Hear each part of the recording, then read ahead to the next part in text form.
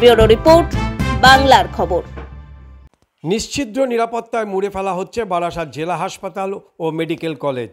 রাতে আসা যাওয়ার নজরদারি সহ রাতভর পুলিশি টহলদারি চলছে। আরজিকর কাণ্ডের পরে সতর্ক হাসপাতাল অ্যাসিস্ট্যান্ট সুপার সুব্রত মণ্ডল।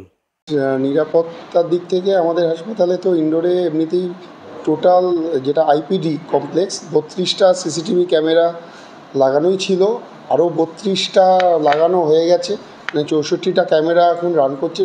এন্টায়ার মানে ইনডোর পেশেন্ট, সেখানে ওয়ার্ডের সামনে এন্ট্রিতে ইনক্লুডিং এমার্জেন্সি থেকে শুরু করে সমস্ত প্যাসেজগুলো সমস্তটাই কভার করা আছে।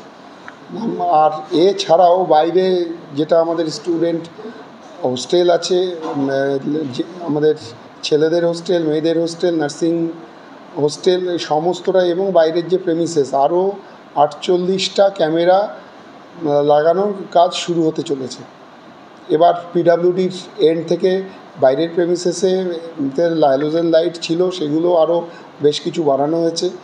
এছাড়াও আমাদের যেগুলো ডিপার্টমেন্টের নির্দেশ অনুযায়ী আমাদের হাসপাতালে যেগুলো ইনডোরে ডাক্তারদের ডিউটি রুম, যেটা মেল ডক্টরের ডিউটি রুম, ফিমেল ডক্টরের ডিউটি রুম, টোটাল আলাদা ছিলই, প্লাস আরও যেখানে যেখানে কিছু রিপেয়ার রিনোভেশনের কাজের দরকার, কিছু এক্সট্রা কিছু ওখানে মডিফাই করা দরকার, সেগুলো পিডাব্লিউডি থেকে ইন্সপেকশন করে ওরা কাজ শুরু করতে অলরেডি কিছুটা কাজ শুরু করেছে এবং পুরো কাজটা হয়েও যাবে কয়েকদিনের মধ্যে। তো এন্টার এই পুরো ব্যাপারটা হাসপাতালটাকেই, মানে এই ইনডোর এবং বাইরেটায়, বাইরের প্রেমিসেস টোটালটা মানে বলা যায় যে নিশ্ছিদ্র নিরাপত্তার ঘেরাটোপে কিন্তু ঘিরে দেওয়া হচ্ছে। রাতের পুলিশিংয়ের কী ব্যবস্থা রেখেছে? রাতে আমাদের যেটা আমাদের বারাসাত থানা থেকে অলরেডি তাদের পেট্রোলিং যে ভ্যান আছে সেটা সারা রাত থাকে, এবং যেটা পিসি পার্টির ভ্যান আমরা বলি সেটাও বাদ 3-4 রাত 10টার পর থেকে ভোর 4টে পর্যন্ত রাউন্ড দেয়।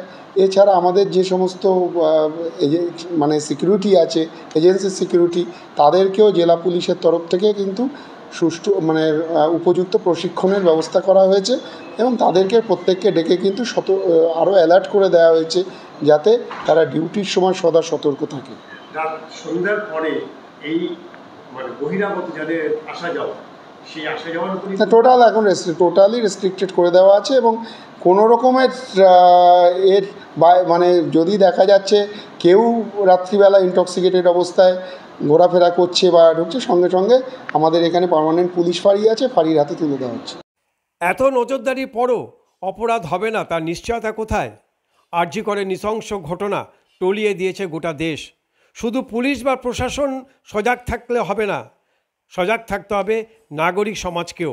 দোষীদের দৃষ্টান্তমূলক চরম শাস্তি দিতে হবে, তবেই রোকা যাবে মানসিক বিকারগ্রস্ত অপরাধীদের। ব্যুরো রিপোর্ট, বাংলার খবর।